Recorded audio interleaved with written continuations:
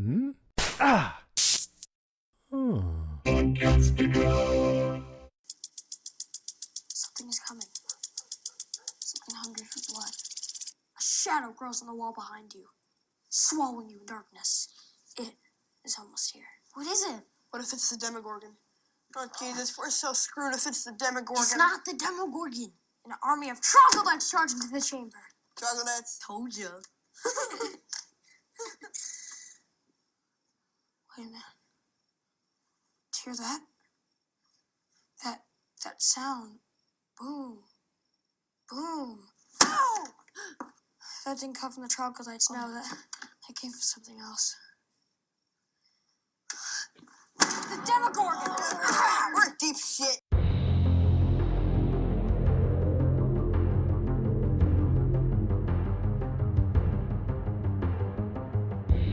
Hey everybody, I'm Rima.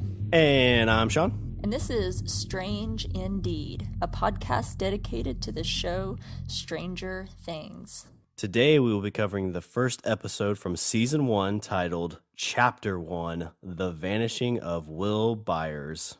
All right, well, let's jump into our top 5 from episode 1. And I'm the lady, so lady goes first. Sorry, Shawn, taking over. I'm not even going to let you say it. Okay, so I'll start. My number 5 was just the beginning of how this show started. It starts off, there's these dark halls, lights are flashing, very creepy atmosphere, and you see this guy, and he is like just running for dear life. He is super sweaty, he's out of breath, and you're like, oh my gosh, what, obviously he's running from something. What could have him so scared out of his mind? And he's running, he gets to that elevator. Of course, it doesn't work because it never does in those situations. Nope, they take too long. Exactly. And of course, hitting the button about 20 times does not help the situation. But I would be doing it too. I mean, this guy, he's just like, oh my God. Door finally opens and he's like, he's looking behind him and you just know, you're like, oh my gosh, what is going on? It's just so immediately captivating. And just when you think that he's safe, you hear this really freaky noise from up above and swoop, it's like, oh, what just happened? Where is he? What happened? I mean, we see the outside of the sign, so we kind of know where he's at, but it's like, what is going on? I just feel it was a great intro to introduce the show and the series to everyone, because I feel like it instantly grabs you. This scary, mysterious scene. It's dark. It's this whole vibe, which was great. And then of course you don't see what he's running from, which makes it great, because it's like that makes it worse than when you really do see it. It's like Jaws, Yeah, you don't see the shark until the end. Exactly. So it makes it even more scary. So, just that whole beginning, I remember having goosebumps watching it, and just, I felt like my heart was racing, like this poor guy, in the beginning. I just thought it was a great way, to start the show. Well, I feel like the flickering light thing, and I don't know if you really see that enough in movies, because usually whenever it happens, the lights go out, they don't just flicker. Mm-hmm. And there's something super creepy about like the flickering like strobe lights. Like, I don't know if you ever went to like a junior high dance and when they kick on the strobe light, like you're like, oh my God, this is the creepiest thing ever. Yes. And that's what this guy has going on at the moment. Like, he's running, like you said, from something he doesn't know what it is. He gets to the door, he's pressing the button as quick as he can, which probably actually is hurting him. Like, I don't even know if that helps. Like, does the elevator know that you're trying to hurry it up? Be like, hurry up and get here, elevator. Yeah, it's not an emergency mode, it doesn't go any faster. Yeah, that's what. Okay, see, this is where we're going to make our money, Rima. What we're going to do is we're going to invent an emergency button for elevators. That is genius. It's going to be the little glass. It's like break in case of a monster. Like must hit 10 times in a row very quickly to kick in emergency mode. You have to press it 11 times. Oh. And that bypasses all the other floors and goes right there. Right. But the thing with this is it's just like the old Hell House by I think Vincent Price was in it, where like you don't see the ghost, you don't see the monster, you don't see the shark, and your imagination just goes like, worse than anything they can show you on screens, like what's in your imagination. And that's what they really play on in that moment. Right, definitely. Yeah, it was great. So what was your number 5? So my number five, you get this. It actually basically tags along right to your number five. So you see this intro, you see this dude just running for his life, and you think he's safe. He gets pulled out of the elevator, right? And all of a sudden, you cut to this kid talking over about this evil creature. You're being surrounded, and you're like, oh my god, like what's going on? And they cut to one of my most favorite things in the world: a bunch of people playing Dungeons and Dragons. And Yes. oh, I don't know if have you ever played Dungeons and Dragons? I was the lone geek in my school. I did not have anyone to play. It takes obviously more than one player, so Yeah. no, I know what it's about. I know, like kind of how to do things, but no, never played. Enlighten me. I mean, I always explain it like, I used to play back in college with my buddy, and it was like six of us, which is the perfect, like, I think they had, what, five in the group in the TV show. But that 5 to 6 range is like ideal because you have the dungeon master who's like setting the scene. And exactly what the kid's doing. Like, he's like, you're being surrounded, and all the guys are like, oh my God, what's it going to be? And he's like, I don't remember what it was, but it's like, it's a goblin. Like, whoo, it's not the Demogorgon. Thank God it's not the Demogorgon. Exactly what happens when you're playing with your friends, because it's just this make-believe world. And what's fun about it is, when I explain when you're older, it's like 85 to 90% just BSing with your friends and Mm-hmm. 10% playing actual Dungeons and Dragons. And you kind of get that, like, these guys have played for a while, and of course it is the Demogorgon that comes in and they're shouting back and forth. It's like, fireball, no, cast protection, which is a kind of a foreshadowing towards the end of this episode, which I loved. And so he ends up casting Fireball, right? And it rolls under somewhere, and they're all freaking out trying to figure out what it is. And the line that the kid says, the guy that's the DM, his mom opens the door, and she says, like, hey, come on, it's time to go. He's like, oh, but, we got the campaign. We're right in the middle of a battle. She's like, you mean the end? Which is, my wife has called me and said that numerous times. So I'm very, very used to that kind of conversation. But as he's talking about, he's like, this took 2 weeks to do, like, to create, which I've created a campaign before. I've got like an 80-page campaign I've done. Oh my gosh. And it took probably a month or more to write. I wrote like chapters as I went. But like to create a, from scratch campaign takes a lot of time. And the phrase after he says is like, well, how was I supposed to know it was going to take 10 hours to play? And the mom, replies accordingly, like anybody who's never played D&D, like, what do you mean you guys have been playing for 10 hours? But like you just get the setup of like these kids are like really good friends. There's a cool mix of like, they're all seem very, very different. Like they don't seem like they're the same kind of person. They all have their own personalities. And, Yeah. you just get that kind of stand by me, like, these are guys are like bros for life kind of thing. Like these are bestest friends in the world. And they're it's all foreshadowing, which is cool. Like these are the kids that are gonna fight monsters together in this mythical, pretend world. And then I'm assuming, I've only seen the first episode, but I'm assuming maybe even in the real world. Mm-hmm. I think that you're right. Yeah, that's great. I will just add, the hilarity of that moment, as Mike is trying to tell his mom, like, please, we can't stop playing. We're in the middle of this campaign and we didn't know it was going to take 10 hours. And she's like looking at him like, are you kidding me?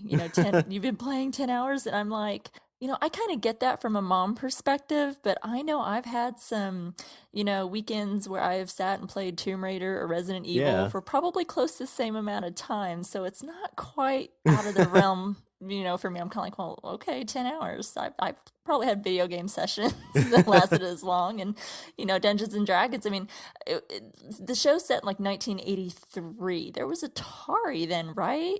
Yeah, I think I'd have so. to, I think they yeah. had Atari. So, not everybody had Atari, not everybody had access to it. It was probably pretty expensive. So I'm sure this was like what we would look at as like, people playing, the video games that of today that, take that people are online all day. So, I just thought that was, that stood out to me as really funny because I'm like, oh, come on, mom.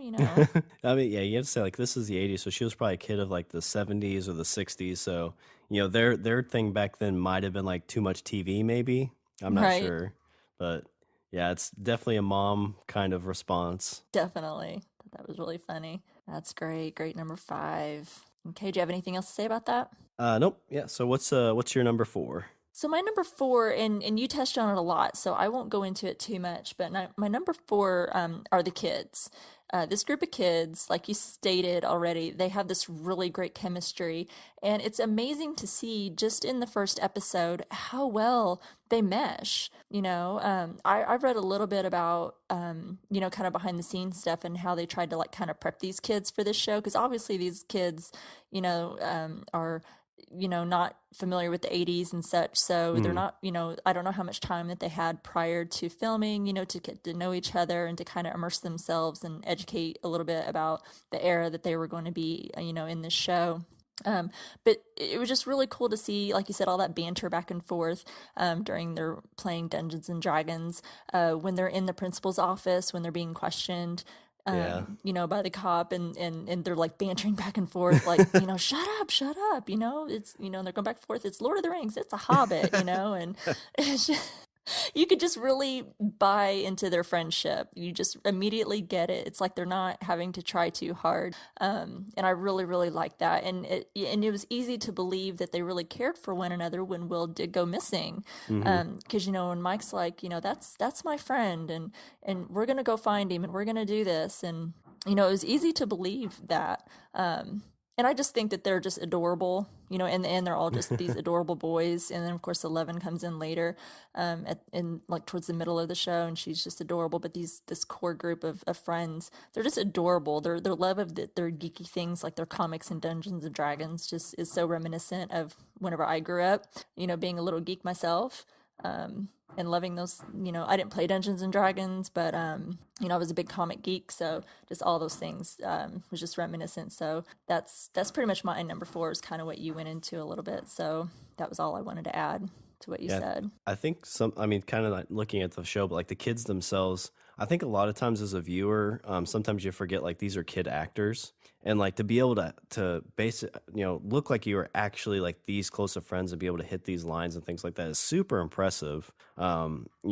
Like there's actors out there that probably couldn't pull this off what these kids are doing here in this first episode. Right. I'm not sure what they've probably shot before this. Like I'm guessing this may not have been the first scene they shot together. But like you talk about the whole scene, like when they're playing Dungeons and Dragons, like it's like you see it there when they're in the principal's office. You see it there. Even the scene when they're around the ham radio, like there's just a nice little like just it seems so natural. Which I think is probably one of the reasons this has been such a highly rated show, is because of the fact that these kids are doing such a great job as the actors in it. Exactly. Yeah, I totally agree. And I didn't get to look to see too much as other acting jobs and how new, or like if this was like their first job, was it their 10th job? I have no idea. But whatever they were doing, it was working. These kids are just naturals. And I'm sure by now, because they're, how season 2 is getting ready to air, so they've been hanging around long enough, and I'm sure they are all really good friends by now. But at that point, when they started filming, they couldn't have, had that much history. So just to see how natural they all were and how they could all, act like they've been friends since like kindergarten or something is what it reminds me of, because they're in this tiny town, Hawkins. I don't know if it ever says, at least in the first episode, how big the town is, but I get a sense it's a pretty small town. It reminds me of the town I grew up in, a very, very tiny town. So they've all probably known each other, since like kindergarten or something, and that just really comes across. Yeah, it's very relatable from kind of, I'm from a small town of like 600 people. So like the kids I grew up with, like, the same like 15 kids I went to preschool with all the way up through high school. And that is kind of the feel you get. Like, this is a small Midwestern town where there's not much in this town. The biggest thing that happened was when an owl tried to, nest in some lady's hair. Yeah. It's a very tame, everybody keeps their doors unlocked kind of town. And yeah, it's just very relatable. Yeah, I never really thought about it until you mentioned that, but yeah, it's very relatable kind of to how I grew up.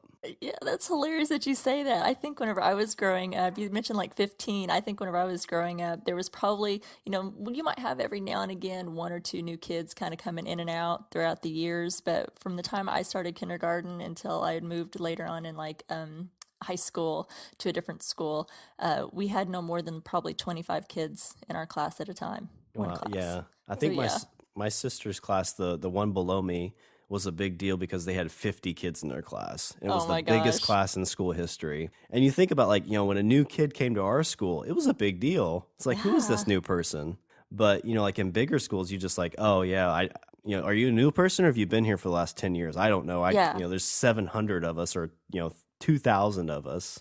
Yeah, you don't even know. Oh yeah, there's a new kid, didn't even know. Yeah. You definitely knew it in our schools, that's for sure. It was a big deal because you look at those same faces in your class Yeah. every day, year after year.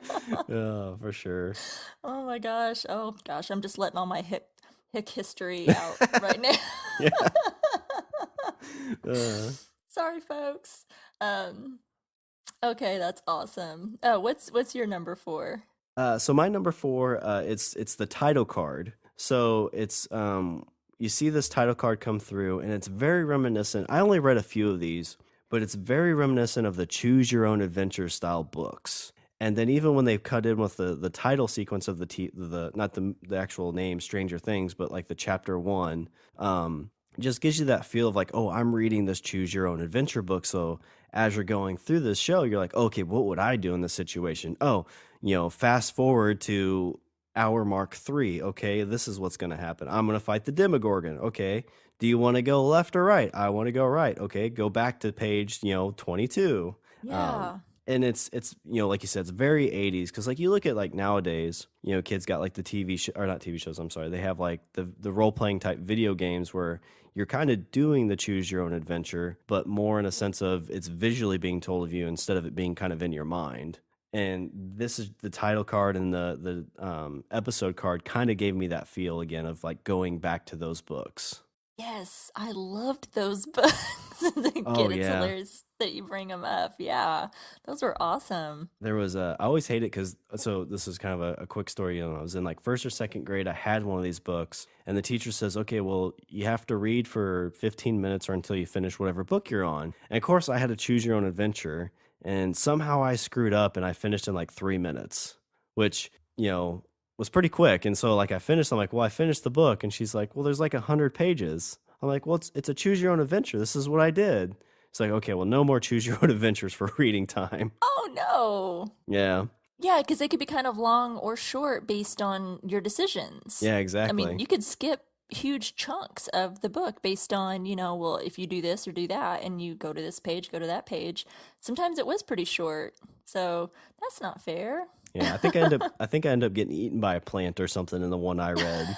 So not only was I depressed because I got eaten by a plant, but then the teacher was banning these books for us to read. Better a plant than a demigorgon. That's true. Yeah, I learned a lot about a demigorgon. Even though I've played D&D, I've never faced a demigorgon, and I have learned that they are one of the most powerful beings in the D&D universe. And there's only one of them. Oh. It's not like there's multiples of this kind. It's just a one thing is a demigorgon.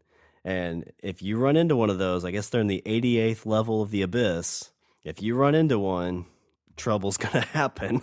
Wow. Well, you could tell, I mean, even if you're not very familiar with D&D, as I'm not, like I said, I know the concept, but never played, and I certainly am not familiar with all the different characters or what can happen. But man, when he threw that Demogorgon out in the middle of that table, I thought all those boys were going to crap their pants. Oh, So yeah. that obviously, even if you don't know or have played, you kind of get, oh, that's a big deal in that game. So I picked up on that. That's great. Do you have anything else on your number 4? Nope, that's all I have for number 4, just the title card and the chapter card. Yeah, I really like that. I thought it was really cool how they do the chapter 1, kind of thing, choose your own adventure kind of style. That's really awesome. I totally agree. Okay. My number 3 is just a lot of mine are slightly just kind of general and almost kind of generic. So I apologize to everyone. But it really was a thrill for me for the era that this was set in because I am a child of the 80s. I'm not giving away my age, folks. You're just going to have to try and figure it out based on any clues that I might throw out there. Completely unintentional. It's 2017, and if you go back to the 80s, you're 23, 24? Oh, God, you're so good. So good. Gosh, give you a medal. That's exactly right. Yeah, we're going to say that every year. Um, But it was so cool because you just don't quite see it anymore. Kind of movies or shows kind of going back there very often, or at least not done very well. And I really liked it. I've heard a few, complaints, not huge, but a few, rumblings here and there about how some people didn't really think it was, well, I don't feel that represented the 80s at all. But to me, it represented my 80s, and how the time was kind of different. How, the kids are riding their bike after dark, and it's like kids don't hardly really do that anymore. But that was a time that you could do that. Latchkey kids, Will seemed to be like a latchkey kid, Mm. and that was really familiar to me because I was a latchkey kid. My mom was a single mom, and she worked a lot in the evenings or whenever I got home from school. I had to let myself in the house. I'd have to get my own dinner sometimes. Sometimes she wouldn't be home till kind of late or something. So, I mean, I totally relate to all of that. That's why some of it was kind of so scary. It was because like, oh my gosh, that I kind of was by myself a lot too. And then and just like the whole setting of it, like because I was an 80s kid, I've been like in love with horror films since I was 5. So Hmm. I'm a huge, huge fan of like Poltergeist, Nightmare on Elm Street. Those are some of my favorite 80s. There's a ton more, and I'm not going to name them all. But those are a couple that stand out for me that I feel like this kind of captures a little bit of the feel of that, just totally scare the pants off of you kind of feel. Of course, the horrible fashion. I wouldn't be true Oh to yeah. myself if I didn't mention how horrible some of the fashion was. And you're just like, oh my gosh, thank you so much that we don't still wear that stuff. It was just awful. Some of the clothes are just horrible. I didn't wear that stuff, by the way. Just I feel like I have to mention that. And then, of course, the rotary phone. Oh yeah, yeah. Just all this awesome 80s nostalgia. Just I love that so much in the show that it really that's a big thing of nostalgia for me. The 80s and the 90s and the 80s as a kid was a big deal. So that's my number 3. Well, I think that's pretty. I didn't really think about it too much until you were kind of mentioning a little bit ago about some of it. Like it's in the Midwest, and I wonder if like a lot of the grumblings is because whenever people see the '80s now, it's more of like the coastal '80s, and like this really did feel like because I was late '80s, early '90s is kind of when I was in their age range, so it had I mean a little bit before me, but still felt very similar to how I grew up. Like you looked at like Nancy's friend, the one with the short hair and the big old '80s glasses, and Yes. the mom style pants. Like I see Nancy's friend. I'm like, my mom dressed like that when I was like 5 or 6. So I mean, Yeah. I've seen that fashion, and you kind of say like, oh man, that fashion was horrible. The bad thing is even at this age, like I look back 10 years when I was in college, and the fashion then is even like, good lord, why was I spiking my hair? Frosted tips, really, Sean? Oh my gosh, I remember that. It's like I was a Backstreet Boy in training. You and everyone else at the time, that's for sure. Oh my gosh. Yeah, that's awesome. Yeah, love the 80s. So, yep, that's my number 3. What is your number 3? So my number 3, it took me a little bit to pinpoint, but I think they call him Hopper, right? Hop, the Yeah. sheriff. And I love his whole character right off the bat. Like, you see him, and it's all just very, very small stuff, but it just seems to like just be huge, like great. Because like whenever they talk about actors, it's about making choices. All of the choices he made when he was first introduced, I felt just like very much pinpointed what this character is. You see him passed out on the couch with all these beer cans all over the place. He gets up, he walks out, so like he doesn't even say any words. He's standing outside, he's got his pants undone, so his underwear is sticking out a little bit, and he's smoking a cigarette. And just like the thing that like just like, wow, that's really, really like interesting is he's smoking and he shivers. It's just something you don't really see much in like when you're watching an actor like just like he's outside in the cold because he's probably hungover, smoking a cigarette, and he just kind of like does a little Yes. shiver because it's cold out. Yeah, it's supposed to be like November. Yeah. Yeah, yeah. And so like and again, kind of going back to the '80s a little bit, but he comes into work and it's small town, and the secretary is telling him all this stuff that's going on. He's like, "What do we say about the morning?" I can't remember the exact quote, but it's like, morning is for contemplation. Coffee and Yeah. contemplation. Which is like, I don't want to hear about some kid missing. He's probably fine. This is Hawkins. Yep. And he walks in and there's the mom, freaking out. And she's going through the whole spiel about like how he gets made fun of, like they make fun of his clothes, and he just doesn't get it. He's like, well, what's wrong with his clothes? And again, this kind of goes more like to small town 80s. And she's like, well, this so and so boy calls him, and some basic like homosexual slurs. And like nowadays, people be like, that's really like inappropriate. Why is that kid calling him that? Yeah. But this is the 80s, right? So when she says that, he's like, well, is he? And she's like, well, does that matter? Right. Maybe. And you just get like this, like, that's the one time you're kind of like, oh man, what a jerk. But I think it fits that time period and small town time period pretty well. Not well as in good, but like basically what it was like back Like then. true. Yeah, True, exactly. true to the time and the era and the location being small yeah, town, for like you sure. said. Yeah. And the thing, I'll probably keep an eye out for this, but for some reason I kept feeling like Hopper had all three aspects from the guys from Jaws. So I feel like he's got a little bit of the sheriff in him.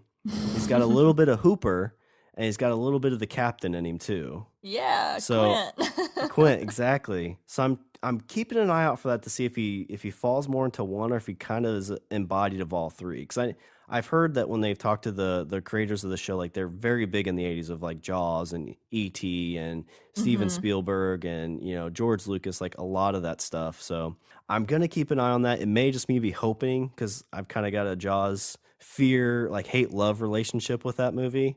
So maybe Yeah. I'm just reaching on that. But yeah. So my third in this list is the small town cop Hopper. That's great. He's great. He's a really great character. And like you said, it just seems so real. I mean, Oh I don't yeah. know if there was just something about this chemistry with all of these actors and they just got the right actor for this part. And for all the parts. I mean, the kids and everyone included really did a great job. But yeah, I noticed that too, that he's, yeah, you can tell he's because he's crashed on his couch. Yeah. He probably passed out there from watching whatever late night TV. You see beer cans everywhere, and and yeah, he goes outside on his deck, and it just looks genuine, Hmm. and it just refreshing. Definitely small town. Like when he brushes his teeth, he washes his mouth out with beer. Right? Wasn't it Schlitz beer or something? I think Was so. it Yeah. like a really awful kind of beer? I don't know. Oh man. Sorry if you love Schlitz. I'm not a beer drinker. Maybe it's pretty awesome. I apologize if you love Schlitz. Yeah, we're in the age of at least good or better beer, I would say now. Like we have those smaller beer manufacturers instead of like Schlitz, and like you have to have Schlitz, Bud Light, Busch. We get the more local breweries, so we kind of luck out there, I think. Yeah, definitely. I think beer has improved over the ages, or at least I guess the beer drinkers would maybe agree. I am not a beer drinker. Uh, yeah, One that's question, great. one question I had about him is he. I know I thought I saw him like accepting the Emmy or whatever award they won for this show. Hmm. Is he one of the brothers that created this, or is he one of the directors or writers, or is he just one of the actors, or do you know for sure? I am almost positive because I know that the creators are the Duffer brothers and they're twins. Okay. And then Sean Levy is also involved, and I think he's the one that helped them at least. He's somehow involved, I don't know, in creation or got the Duffer Brothers in with Netflix because I know that they shopped this around and were turned down like 15 times before they were picked up with Netflix.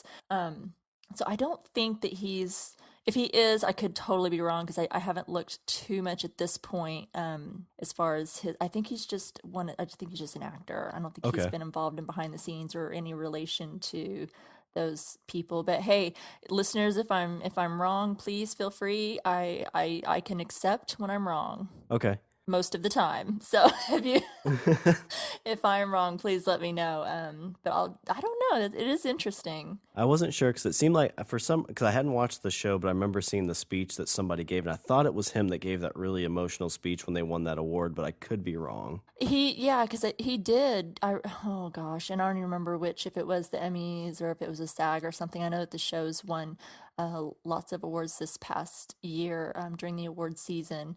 So they did really well. And I remember him accepting an award, and I don't remember exactly what his speech was, but I remember it being something very moving and emotional. And it moved me whenever I saw it. I thought, well, that's great. And I know that he's, gotten some pretty good. Isn't he? I think.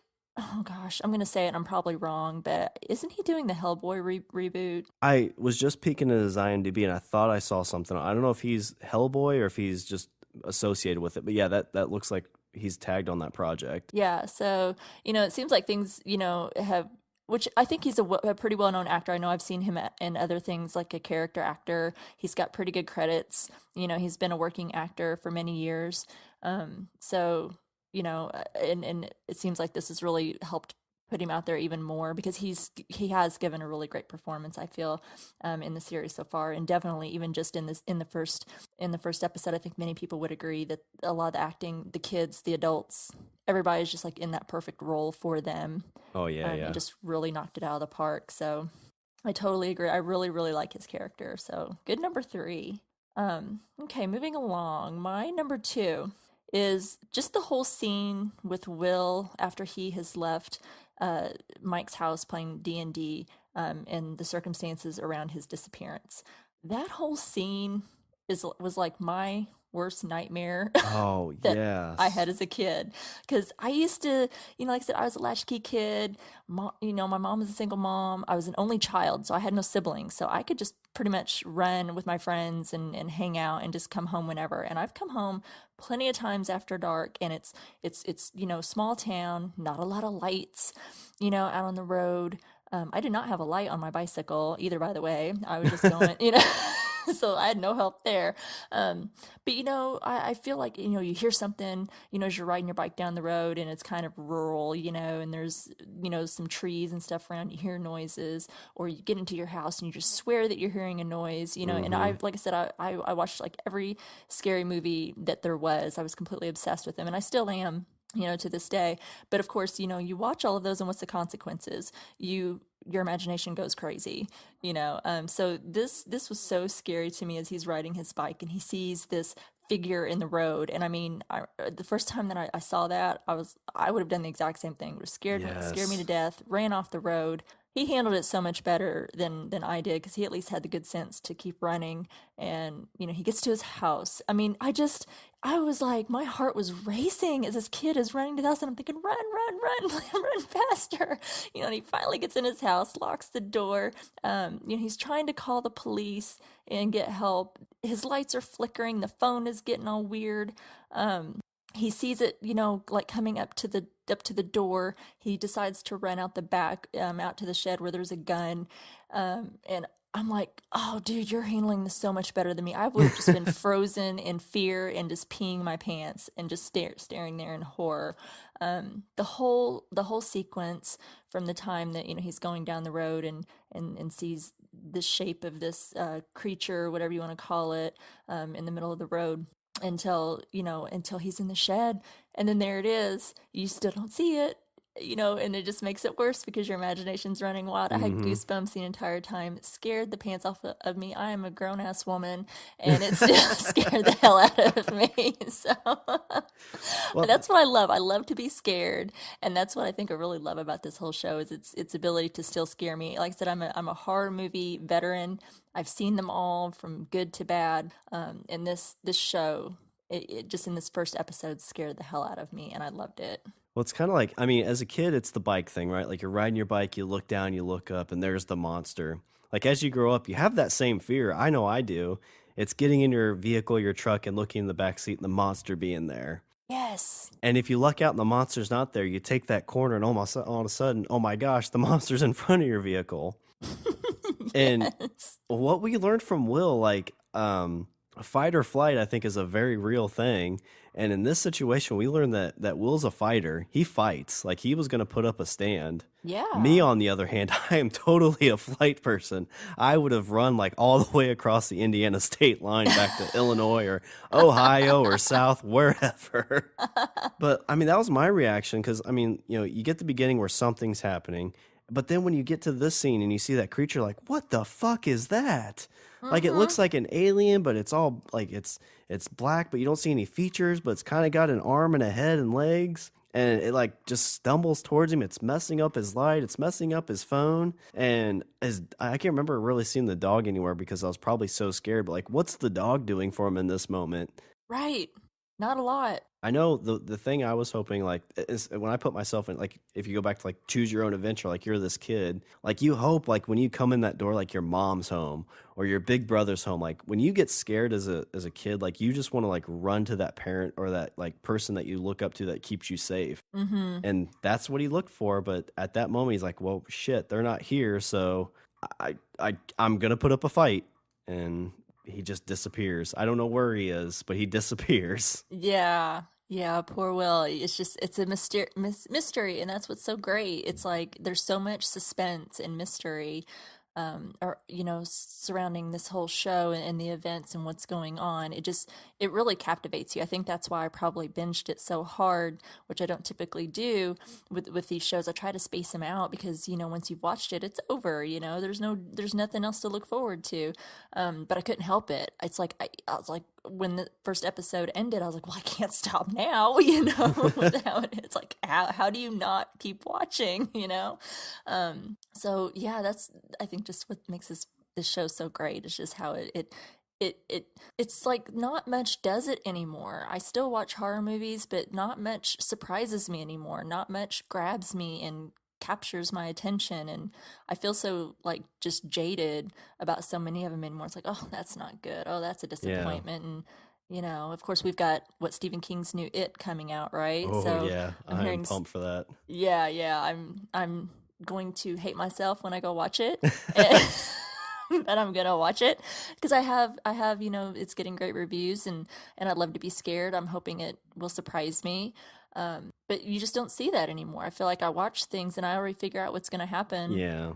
and what the plot is and what's going to happen next. And it's just not surprising anymore. And I think this really surprised me whenever I first watched it. So that's, I think, why I was so excited about it.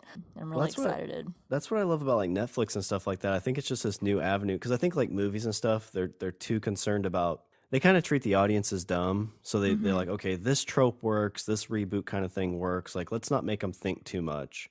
Because, if somebody's like, oh, yeah, I figured it out, I'm super smart, it's like, okay, great, more people are going to go see it. But if it's like really difficult and you're like, I don't get it, then that's going to be the, what gets thrown out there. And people are like, oh, I've heard it's bad. Well, it's not bad. It's just, you have to really watch it. Mm-hmm. But Netflix and things like that, I think, are like, well, we're just going to throw it up there. And, instead of trying to, have 30 million people watch it a week, we're going to be cool if we get 10 million people to watch it, or 5 million people. Like, we're just wanting to make really good content. I think that's what it gives, like Netflix and Hulu and Amazon. They give like creators, like you said, this show was they tried to sell it to multiple networks. Like, nope, not gonna work. And here they are. Netflix is like, yeah, we'll give it a shot. Let's see what happens. And it wins awards, and it's a highly acclaimed TV show. Yeah, it definitely got people talking about it. I remember before I even watched it, hearing all the chatter, before my kid even made me stop everything to watch it. I thought, gosh, what is this all about? And whenever I started learning more about it, and I thought, oh, it's 80s and it's supposed to be kind of scary. Well, okay, yeah, why not? And yeah, you're right. You hit it on the head. They've given them a platform, I think, to be creative and really put that stuff out there. And I'm so glad because it's wonderful, and I'm really looking forward to season 2 for sure. Anything else on your number 2? Was that your number 2? That was my number 2. Sorry, Okay. your number no, 2. fine. My bad. All right. So for my number 2, I had to watch this scene multiple times because I thought it was such a well-written scene that, like, it goes back to the things we've already covered where, like, the perfect people were cast for this. It's after Will disappears, and it's Michael sitting around the dinner table with his family. And his sister Nancy's mad because she can't go out because she wants to go see Steve. And, he calls her out on it. And the guy who plays Ted is like the perfect like 80s dad who is kind of like, he's just the breadwinner. Like, raising the kids is not his job. He's just there to kind of, work his 8 to 5, come home, eat the dinner that's on the table. And, when mom says the kids are out of line, discipline them. Right. Listen to your mom. Yeah, exactly. And the thing I love is, like, Will's freaking out. He's like, or I'm sorry, Michael's freaking out over his friend Will. He's like, we got to do something. It's like, you guys are acting like you don't care. I'm the only one that's talking sane. And his dad, Ted, is like, well, we care. as he picks up another bite of Keeps his eating. food. Yes, takes another bite. It's like, okay, your kid, like your son's best friend is missing, like legitimately missing. And it's like, well, I can't be disturbed while I eat my pot pie right here. So, you're just a kid. I'm eating. I'm dad. I got to go to work tomorrow. So, can we just have a few moments of silence? Exactly. And You nailed it. I loved, so, Michael gets upset and leaves, and Ted is like, just let him go. And he continues to eat. And the wife stands up with their youngest kid, and she's like, well, I hope you enjoy your meal, Ted. And so she Yeah, walks enjoy off. that He's like, chicken. and he's like, what I do? What I do? And he's still sitting there, still eating too. Well, then at that point, he kind of dropped his fork, like, oh, well, now I can't enjoy this dinner. Thanks for ruining my evening, everyone. I know that whole scene really cracked me up. I was thinking the same exact thing as you, and I don't know if you noticed. I don't know the little girl's character name. I don't even know her real name, but her character, the baby, the toddler that's sitting in the high chair. If you watch her, as this whole exchange is going back and forth, Mike's really upset about Will, his mom, and they're all arguing about, the teenage daughter going out, and Mike's upset and arguing about Will, and all this banter back and forth between them, and you keep seeing the toddler baby in the back, and the look on her face Yeah. like the entire time. I'm not even like at this point paying attention to the actual conversation that's happening between the parents and the kids. I just keep looking at this daughter because she's got like sitting there like tennis match. She's like watching back and forth, and she's like, what's going on? Her eyes are real big and her mouth's open, and the mom's like, here, have some juice, it's okay. Yeah. Just, Well, and she looks legitimately concerned too. I know the bad thing is she's young enough, like she probably was concerned. She's like, oh my gosh, why is everybody yelling? yeah. Somebody said action and then hell broke loose. Right, because she was definitely I don't know how old she's supposed to be in the show. I don't know how old she was in real life, but definitely just a baby actor, and she's probably just still has absolutely no conception of what the heck is going on. Hmm. So, but that was played to perfection. If you ever go back and watch that again, definitely watch that little girl. She was really cracking me up during that whole scene. But Yeah, yeah, you nailed it. that 80s sets dad. yeah sets the dynamic of the '80s dad and the '80s family. Two and a half kids, Mm-hmm. dog, a house, and yeah, I don't know if he's going to be in the show much more, but that's another person I'm kind of going to look out to see, like, what's Ted's character going to be in this, or is he just going to always be that '80s dad, like shows up to discipline the kids? He comes home from work from a job he probably hates. Probably. But yeah, that was my number two, the Michael dinner scene. That's funny. We're all gonna be thinking from now on, like, what would Ted do? That's what we're that's what we're gonna base all our decisions.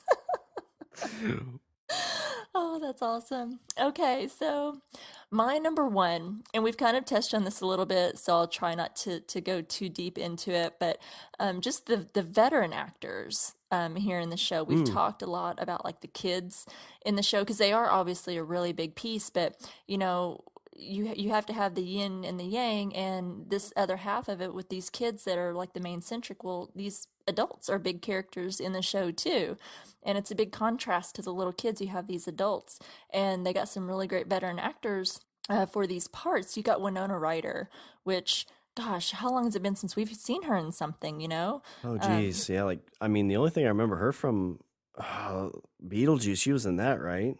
I mean, yes, I know she's been Lydia in a ton of Dietz. stuff since then, but yeah, Beetlejuice is like the only thing I can really remember seeing her in. Yeah, well, and I mean, she's got a great, I mean, she's been in so many things from the 90s. She was definitely really, I think, more prominent in like the 90s, did lots of things, here and there in like the 2000s and stuff. And then you just didn't hear from her anymore. And I always loved her as an actress. I thought she was always fantastic. I won't say I've watched every movie that she's done, but because there was, I think, an Adam Sandler movie that I had absolutely no interest in at all that she was in. So can't say I watched that.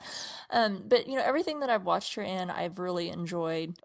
Seeing her. So I thought it was really great that they brought her back. I think it was a great comeback kind of role. I don't know if that's appropriate to say that for her or not, but it seems like a great comeback role for her. I think that she I think that she played it really well. I think she has a couple, and I'm gonna just try to stick to. I know I've seen the whole, or at least season one, and I'm gonna try to just stick to this episode and not talk a lot about the rest of the series.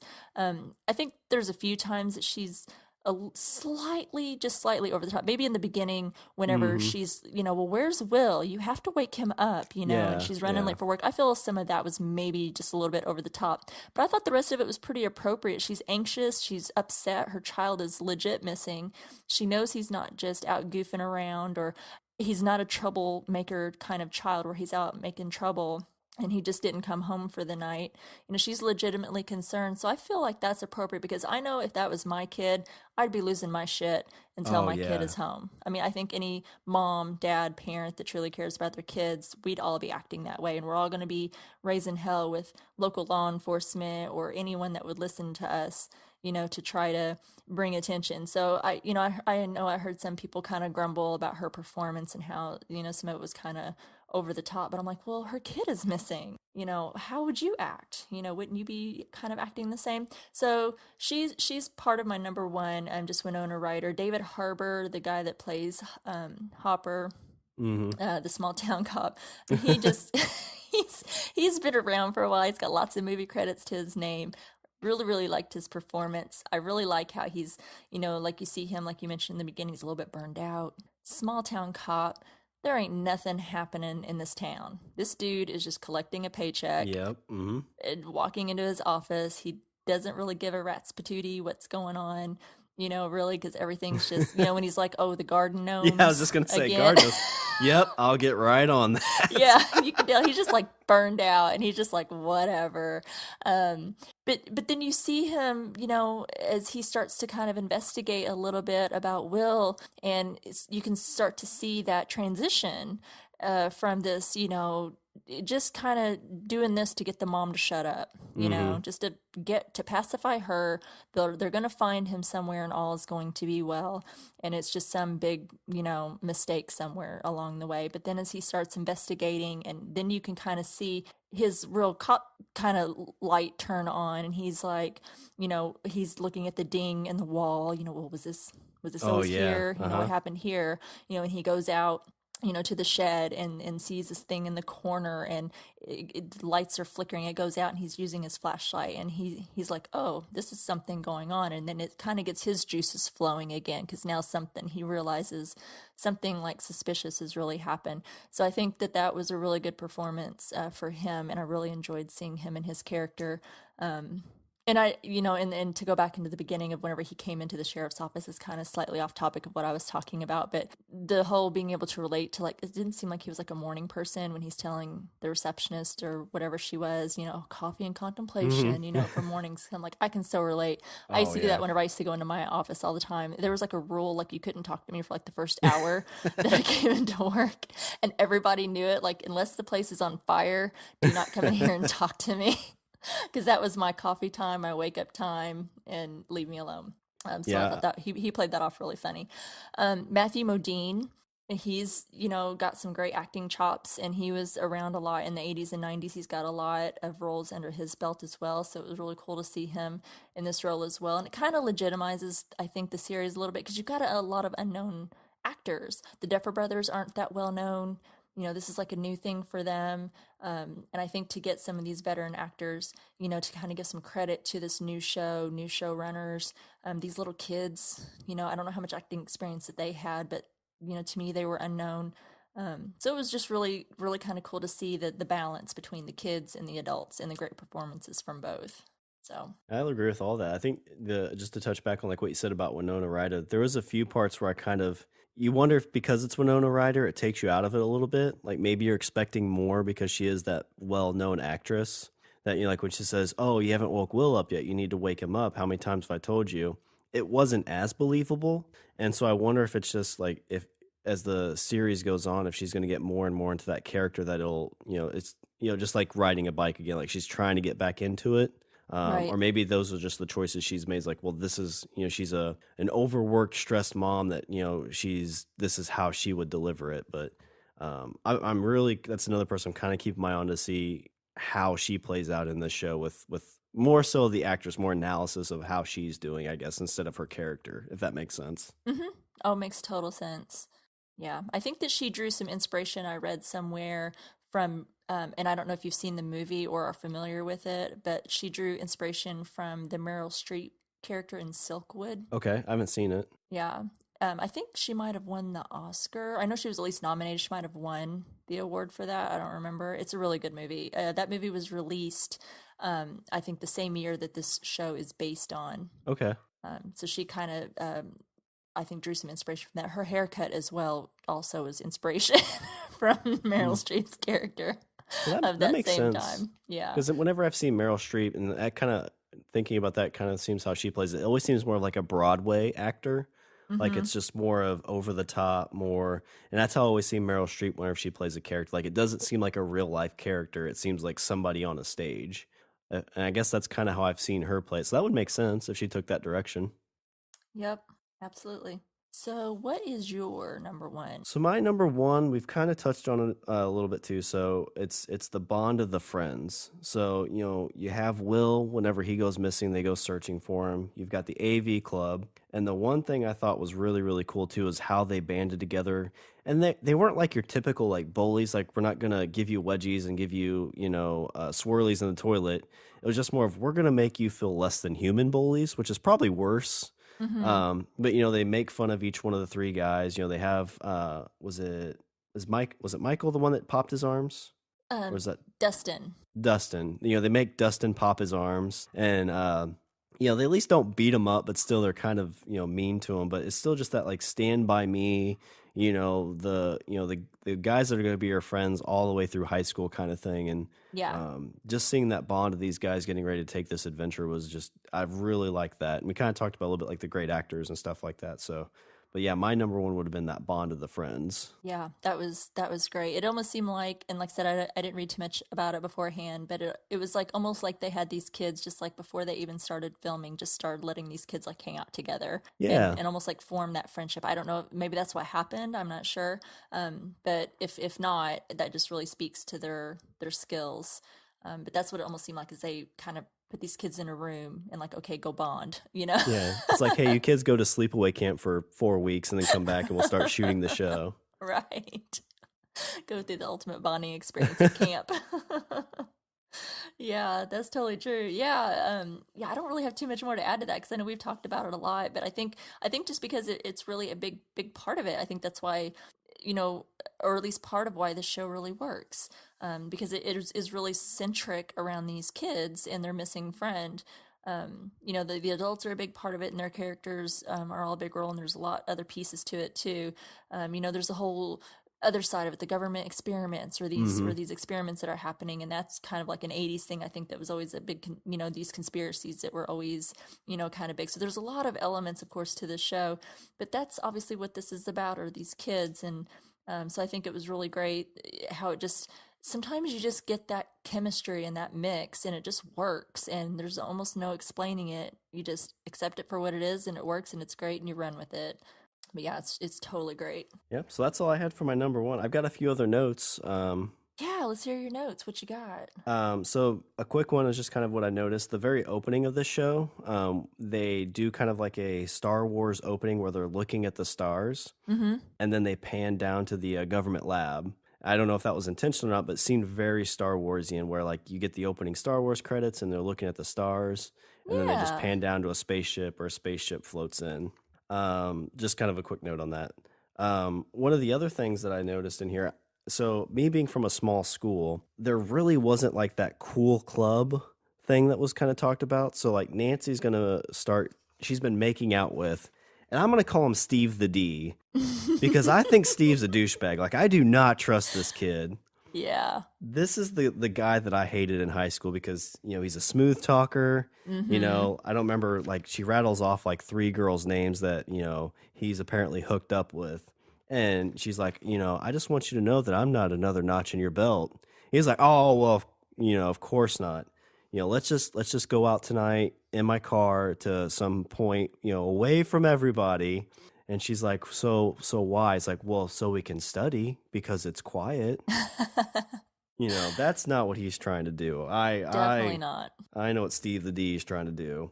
And the D stands for douchebag. Yeah, and yeah, without even you having to tell me, I knew exactly where you were going with that because I totally agreed. His character does not come off, as the nicest guy. He's definitely at least puts it out there that he's just after one thing. Hmm. It's makeout time, baby. But Yeah.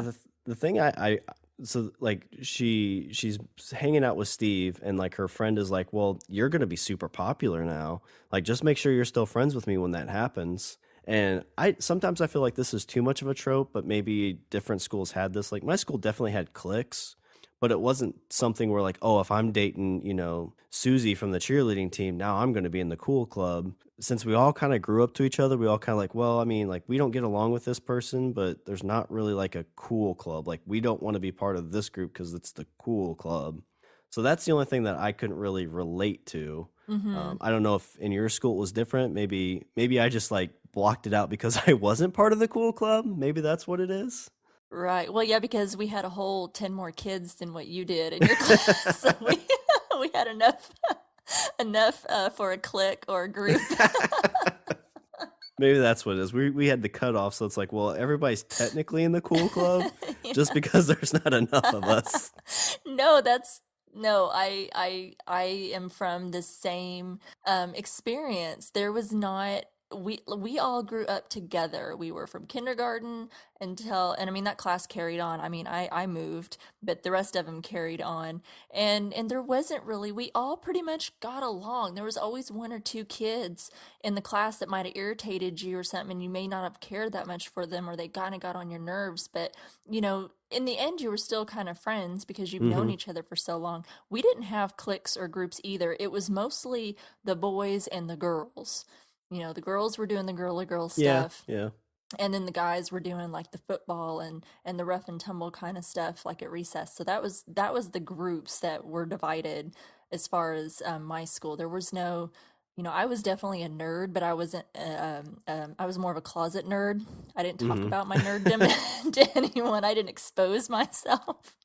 But I was a tomboy, so while the girls were doing the girly girl things, I was playing football with the boys, and doing the fun. I thought fun stuff. It was no fun for me to be prancing around the playground with whatever new purse was cool at the time. That was not Uh, cool to me. I wanted to be playing the fun stuff with the boys. So I was that was really how we were divided. So yeah, that's something that's kind of unfamiliar to me as well. I've can only experience it in shows or movies as far as the cliques. Now maybe whenever I moved into high school, it was bigger, but not like some schools where there's just hundreds and hundreds of kids. It got a little bit clicky, and that was so unfamiliar to me, experiencing that. So yeah, I get what you're saying. I didn't have that either as a kid, especially at that age. We were all friends. let's see. And so the only other note I had, we didn't really touch on it, but it was the guy who ran the restaurant when 11 came in, Benny. Yeah, Um, Instantly, I really liked the guy because he seemed like he had a good heart. Seemed like he was a great guy. And yeah. unfortunately, like all of his good he ends up getting killed by, I'm assuming the government. I'm assuming whoever is running this facility came to clean up their mess and had to Mm-hmm. take out any of the, witnesses. And so, like, he's doing all the best he can. He seemed like he had a good heart, and poor Benny had to, end up getting shot by who he thought was a social worker. Yeah, I'm glad that you brought him up because I was, trying to think of a place to kind of put him in my top five somewhere, and I can kind of lump him up in with the adult characters and such on the show. I thought for the small time that we had him on the screen, he seemed initially when he scared the hell out of 11, when he catches her eating those fries, he seems, your first impression might be, oh, he's kind of a rough and tough kind of guy. But Hmm. then, as you said, as he sat her down and he's, trying to talk her out, because obviously she's not talking, and he's trying to draw it out of her, and he's like, oh, your parents, did they hurt you? And you can tell he cares, and he's trying to do right by this kid, who won't talk to him or tell him anything, and he's trying to do the right thing, and the poor guy gets taken out, and Hmm. no good deed goes unpunished. And I mean, he played that character great because, like, he's like, hey, I think she's a runaway. I'm pretty sure she was abused. Yeah. And from that, you kind of get like, okay, I bet his character had the exact same thing happen in his past. That's why he can identify, You know, Right. she's probably gone through some things that he's gone through as a kid. And so yeah, I just thought it was like, even though it was a little bit of screen time, I thought it was just a really well played character.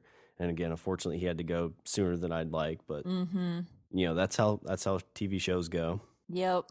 It's unfortunate. Yeah, I liked his character too. Do you have any other Let's see. notes? Nope, that was my last note. Did you have any extra notes? I did, and it's something because I feel like, people are gonna maybe some look at me and be like, "You are praising this show way too much." So I'm not throwing in anything like I feel like I have to put in anything. It's not quite negative, but just something that kind of bugged me, just because I feel like I have to be real. And I remember thinking about it, and I'm like, well, that kind of bugs me a little bit that that's happening and hasn't been addressed for whatever reason. So my thing is why didn't anyone not notice the phone off of the hook when they got home at Will's house? Because you remember he was on the phone trying to dial 911, and it seemed like he had initially at least got an answer before the Mm-hmm. phone went out. He sees the creature approaching the door and panics and drops the phone, and you see it dangling, that old rotary phone with the Yeah. long cord that we can all remember from those days. Just dangling there. And of course, then he runs outside. So I'm like, okay, so his brother came home, I'm guessing before the mom, is my guess anyway, at least from how the scene the next morning takes place. But either one of them, did anyone notice that the phone was off the hook and question that?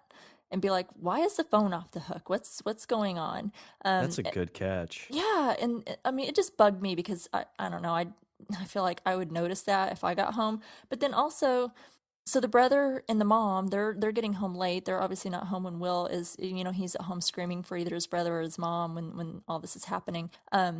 Did anyone not? Maybe the brother. I could totally believe that the brother would not. I didn't have siblings at that age. Whenever I was home alone all the time or whatever, anyone to check on me. But as a mom myself, if I come home late and I know that my kid has been out and then they've come home, I at least like go peek open the door. Are Yeah. they asleep? Are they really asleep and they're not awake reading up in their bed or watching TV or something they're not supposed to be doing? But just kind of peeping in, and I want to see the shape of them in their bed in the dark and know that they're home and they're safe and they're good. Like, why did no one check on him when they got home? Do they just come home and wipe out and go to bed and don't even peek in there to see that he's home and safe? I mean, to me, that just seems a little inconsistent as a parent. I could see where maybe the brother wouldn't because it's a brother, big brother, Yeah. like, oh, whatever. But the mom, I'm like, how, as a mom, I mean, I would still watch my kid sleeping to make sure she was still breathing. Yeah. I mean, much less knowing that they're not checking on them when they come home. I know parents, even like when I was, 18 and things like that, like, I'd come home and mom would still be waiting up for me, even though she had to work in the morning, or she'd at least, knock on my door or peek in and make sure I was okay. But I guess the phone it was hanging back up when the mom came in, right? And she made that phone call. So is I, there, yeah, I feel like it was hung up because she went to call Mike's house because she thought, okay, well, he's not here. Wasn't he at Mike's? Thinking, oh, he must have just probably stayed the night. I think that's a really good catch. Cause yeah, cause if the brother came home and it was on the floor, either you'd get that annoying dial tone, that beep, beep, beep, beep, beep, beep, beep. Yeah, because back in the day, it would keep beeping. Yeah. And so, I mean, and maybe there's a scene there where the brother comes home and would hang it up, and that would kind of make sense. But even then, like, that seems really like, that's like I guess here, maybe the door would be unlocked, but I'm trying to think of what the equivalent would be like that for today. I can't think of anything specific that would, like, it's just something that's sitting out that's out of place. Like, well, why is the phone not on the hook? Okay, I'm going to kind of peek around the house and make sure everything's okay. Yeah.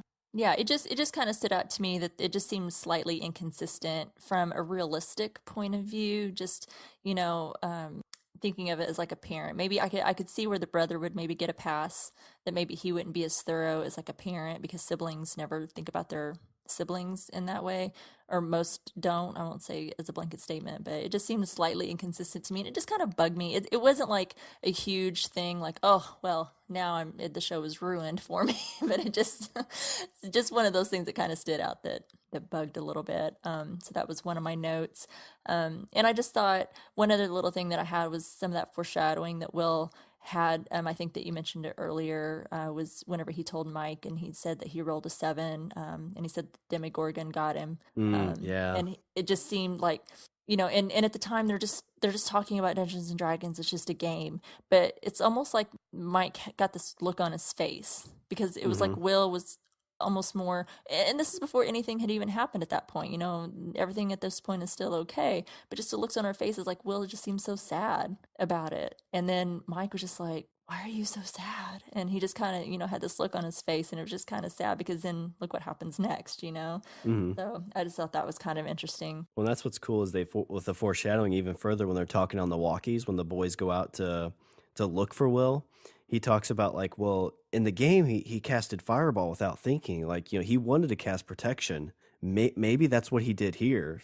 So instead of him, casting fireball, somehow he casted protection. Is the Right. way I took that. So Mike's like, okay, so he's still alive, I think, but I think he's trying to protect us. And I thought that was kind of an interesting tie back in. Like he learned from his mistake from D&D, jumping in and trying to fight the bad thing. That now he's more in protection mode of his friends. Right. Yeah, that's true. There's a lot of that sprinkled in this episode, I think. Very interesting. Well, that's all the notes that I have. And you didn't have anything else you wanted to talk about? Nope, that was the last bit of notes I had. Awesome. So we will get now to some news for Stranger Things. And just like a heads up, I'm trying to keep some of the news for the show since we have some people obviously who have binged it and have seen it. We have some people who are picking it up for the first time. So I'm trying to keep some of the news kind of centric around like the beginnings of Stranger Things and how it was created and developed and maybe some of the thought processes. There's also going to be maybe some Netflix news since this is a Netflix kind of show. Well, not kind of show, it is a Netflix show. And that's kind of where we're focused. So that's going to be kind of where I'm going to focus some of my news because I don't want to spoil anything too far ahead of the series for those who haven't watched and for anyone who's kind of sticking to the week by week kind of schedule. So the first piece of news that I have is from the AV Club. And it says, this is kind of a good heads up for everyone who's watching this show for the first time. This is a good little tip for you. So most of your Stranger Things season 2 binge watch concerns have probably been centered on having adequate sustenance ready for the October 27th premiere date. But the show's creators want you to make sure your TV is set up to properly render the nostalgia glazed images. Matt and Ross Duffer tell Vulture, among many other things about the show, that it's best experienced on the kind of set you would have watched an edited for TV version of E.T. or Close Encounters of the Third Kind or some other Steven Spielberg movie. According to the Duffer Brothers, your beautiful 4K flat screen might make something like Doctor Strange look great, but it's totally killing their vibe. This is what they say. Us and everyone in Hollywood put so much time and effort and money into getting things to look just right, Matt Duffer huffs. And when you see it in someone's home, it looks like it was shot on an iPhone. His brother Ross says they found it shocking that the TVs at Comic-Con were also set to transmit images improperly because didn't a bunch of nerds put this together? What's wrong with them? I'm thinking the same. So to avoid having Stranger Things season 2, or if you're watching season 1, look like garbage, as they quote, on your TV next month, Matt says the key thing is to turn off anything that says motion, true motion, smooth motion. The producing brothers didn't touch on the display for internet-connected devices like smartphones and laptops, presumably because they could only handle one disappointment at a time. That like I feel like if something like this takes off, we're gonna see like throwback tube TVs come out. Like go out and get your old school tube TV for $6,000. You can watch Stranger Things like it was intended. Yes. Oh my gosh, those old 80s tube TVs. We had the one, that TV that like the wooden, I don't know what they're called, but it had like the wood console around it or Oh whatever. yeah, like it was almost like a coffee table type thing. Yes. Yeah, my Yes, we parents had. had one of those. Yeah, that's great. Those are coming back. It's all vintage now, people. Remember the 80s are coming back. So Where you have to turn it. Yeah, back then like there was no remote. The remote was you walking up and changing the channel. yeah, your mom or your dad, hey, you go flip that to this channel, that channel until they found one that they liked, all of your 4 or 5 channels. That's funny. People like really young right now are probably thinking, "What the hell? What kind of awful era was this?"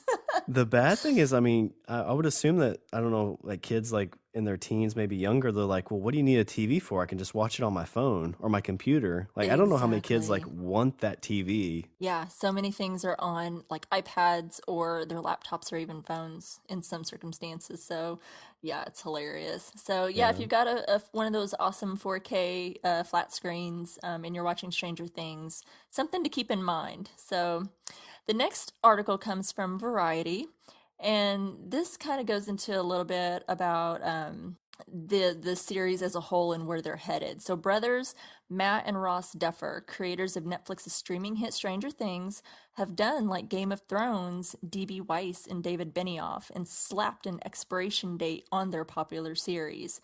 So during an interview with Vulture, the Duffer brothers explained they envisioned Stranger Things ending after 4 seasons.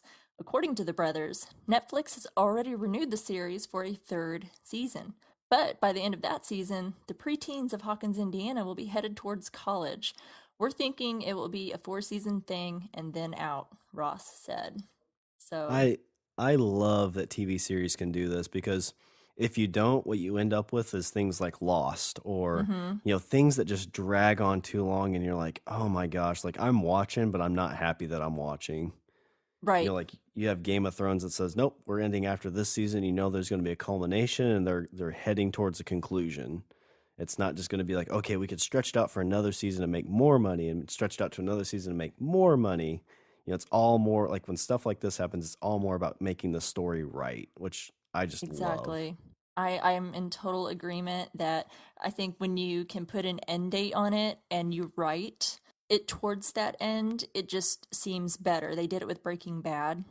Yeah. When Lost kind of, I feel like you said it, I think it kind of got off the rails a little bit in the middle there. I love it. Sorry people, I do love the show. I'm not beating it up by any means, but you got to admit there was a little bit in between there that was a little bit, Yeah. off the rails. And I think when they finally decided, okay, 2 more seasons and we're done, and they started to wrap it up, then you saw, how it all came together. And I think and then like with Game of Thrones, for anyone that's watching that, there's another season to go, but if you're watching and you're current, you can see how the things, because they know that there's an end date, and you see that payoff of how it's sometimes just better, let's not run this out for 20 years. It's where I kind of worry about The Walking Dead just a little bit. Yeah, you that's know I'm a big fan of the comic. I still read the comic to this day and it's still really good, but there's just something with the attention span of TV shows that, a comic can go hmm for, 300 issues and probably still be fairly decent, but TV show just kind of starts becoming more of a burden. And especially if you have a bad season followed by an even worse season, then it just, yeah, it just hurts. Just hurts. right. Well, and then you start thinking about, maybe some of the actors just don't want to be there anymore. Oh, They're yeah, probably yeah. tired of playing these same characters over and over, and they want to expand or they want to do different things or other projects, or because they're tied to this TV schedule, which is pretty demanding, at least for The Walking Dead, Hmm. pretty demanding, that they want to do something else. They don't get a chance to spread their, acting wings, so to speak, and do other things. So I think that's pretty smart. And considering that the kids are kind of the main people of the show and they age, Oh, yeah. they're growing, and so you better write this stuff and get it down. And at least they're smart enough to say, hey, these kids are going to be going to college. How can we keep writing what they're writing? You don't want the Saved by the Bell effect where the kids have been in high school for 10 years. Nope. Nope. And definitely not a fan of Saved by the Bell, so I definitely don't want anything like that. Sorry for anyone that liked it, but I'm not sorry. Okay. Next article is from Looper. Almost every aspect of the show is laden with Easter egg style detailing. Showrunners the Duffer Brothers assembled the show as an ode to their decade of birth, and the history of its creation is almost as fascinating as the series itself. So here's a look. A little bit behind the scenes story of Stranger Things. So the title art tribute, when you see that title art come up for Stranger Things and the words that pop up. So most of these things in Stranger Things, pop culture references were put in on purpose. The title art is no exception. It uses a modified version of a font called ITC Benguat, and I'm sorry, I'm totally butchering that. You can Google it and probably come up with it, which has been used on a slew of classic Stephen King book covers, including, but not limited to, Cujo, Salem's Lot, Firestarter, Pet Sematary, Misery, and The Stand. The typeface, which was designed by Ed Benguat, hence the name, was popularized in 1978 and has also been seen in the openings for films like Star Trek Generations and Star Trek First Contact. So that's pretty cool. I love all of that. I love that title art. It was definitely familiar when I saw it. It's like some of the same stuff they used for those Stephen King books. Another cool little tidbit, the kids were schooled on 80s movies. So finding the right child stars for Stranger Things was of paramount importance to the show's potential success, because even though there are cast members with a higher billing, a lot of the action and intensity revolves around those little scamps. So to find the right stars, the Duffer Brothers auditioned 906 Wow. boys and 307 girls for the roles, using scenes from Stand By Me, the 30-year-old Stephen King classic that had a ton of influence on their own story. When they finally settled on Finn Wolfhard, Gatton Matarazzo, Caleb McLaughlin, and Noah Schnapp, they were pleased by the immediate camaraderie the boys had with one another. They had even formed a group text during the summer leading up to production, which made them fast friends before filming began. Aha, puzzle unlocked. So, settling on Millie Bobby Brown as their 11 too was a moment of win. They sent all of the kiddos home with instructions to watch films like Poltergeist and The Goonies to get a sense of Nice. the look and feel of the show to come, and it paid off.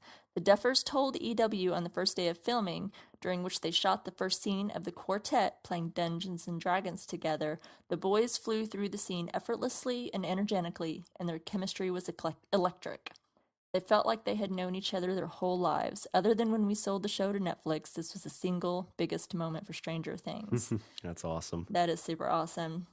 And last little tidbit of that article is Stephen King is a fan. So anytime he gives something a thumbs up, I feel like that's a huge stamp of approval. So as the single biggest source of inspiration for Stranger Things, Stephen King's praise of the show is worth a lot. The author wrote on Twitter that when he watched the show, it was like watching Stephen King's greatest hits, in a good way, and graded the program an A for pure fun. Interestingly enough, Wolfhard, who plays Mike Wheeler in the show, will star in another big Stephen King-inspired property, the upcoming big screen adaptation of It, which, full circle, the Duffers tried in vain to direct years ago. Oh, wow. That's interesting. Yeah, that is interesting. Gosh, small world, Hollywood, right? Mm-hmm. Yeah, I don't know if you know this about the It movie. So when it came out in the 90s as a TV show, right? Yeah, like a And miniseries, yeah. yeah. And 27 years later, the new one comes out. And the character It feeds every 27 years. Yes, I am aware of that little tidbit. I know way more than what I want to know about that damn movie. I don't. I love to be scared. I don't know why I torture myself. I'm a masochist, I think. I don't know. Okay, last article is from Variety. So this little piece says T-Mobile is giving Netflix free to family plan unlimited subscribers. So listen up, people, if you have T-Mobile. So they're about to grant free Netflix subscriptions to customers with unlimited family plans, opening a new content-fueled front in the wireless wars. With the Netflix promo, the price of the T-Mobile One unlimited plans remains the same, $40 a line up to 4 lines, but customers with 2 or more voice lines are eligible to receive Netflix's standard HD plan with 2 simultaneous streams at no additional charge. T-Mobile will extend this free Netflix offer to customers who already subscribe to the video service, and the Netflix offer kicks off September 12th, and you can find more information at T-Mobile. I do not work for T-Mobile. This is not a promotion for T-Mobile. I just thought if you have that service, that's a pretty cool little thing, because this is a Netflix show, and this will give you a chance to get it for free. Yeah, save yourself $10 a month. That's a pretty sweet deal. Hey, $10 is $10, man. Heck yeah. So yeah, that's it for the news for Stranger Things and a few tidbits of Netflix. So next we have letters from the Upside Down. So Shawn, why don't you take the first one? All right. So Wendy Ott Eppers watched the first episode today. Really liked it. Creepy without being overt. Definitely had the 80s ET vibe. Yeah, definitely. Steve Madrid says, I heard about Stranger Things on NPR's PCH podcast. I love the show. There's something endearing about it. Maybe it's that I was about 15 in the time the show is set. I was surprised at how much I enjoyed it. After that, I was the annoying guy at work asking everyone, have you seen Stranger Things? Oh man, you have to see Stranger Things. I'll stop now.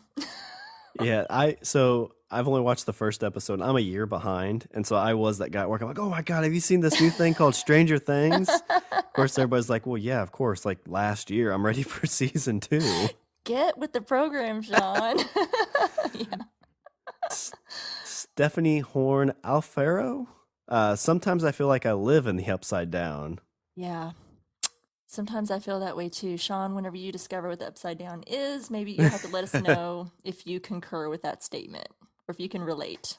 Pake Allen says, hi, Pake. He doesn't really say that. I'm saying that because I know Pake. Great series premiere. Really laid out the personalities of some main characters very well. Within one episode, I already felt like I could understand and fit into the boys' friend group. Great classic horror feel with the opening and Will running and being taken. And the E.T.-esque ending with 11 is already iconic to me.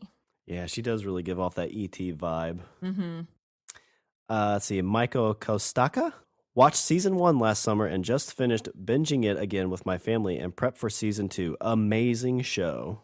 Teresa Champagne, and I apologize if I'm mispronouncing your name. You'll have to let me know if I'm doing that wrong.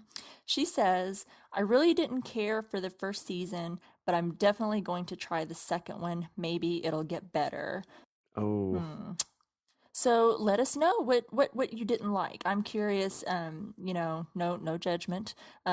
Really curious as to why you didn't care much for that first season. So write in and let us know. I'm interested. I want to hear everyone's opinions, good and bad. Yeah, I love seeing both sides because if you're just always like rah-rahing a show, sometimes it feels fake. Like I want to, like you said with the phone, like I want to know what isn't right because, it doesn't mean the show's terrible if it misses on a few things, but I think it's good to point that out. Yep, I agree. I had to be true. It stuck out to me, and I thought I just have to mention it. I'm not going to glaze over and pretend that everything is perfect with this show because there's a few missteps, and it's okay. We'll work through it together. Okay, that's it for listener feedback. Thank you, everyone, for writing in. I hope everyone continues to write in for the continuing episodes as we go along. I'm really anxious to hear everyone's thoughts on the show. So thank you, everyone. All right, so then for next week, we'll be covering the second episode from season 1, which is titled Chapter 2, The Weirdo on Maple Street. And the description for this episode, which besides that's an awesome title. Yeah. The description for this episode is Mike hides the mysterious girl in his house. Joyce gets a strange phone call. If I can relate, I've hid numerous mysterious girls in my house away from my parents. You're so bad. Are you sure you want to be talking about that here? That's not your girlfriend in there, is it, Shawn? No. Is that how high your voice was? Yeah. You don't want to make mom mad. No, gosh, no, never.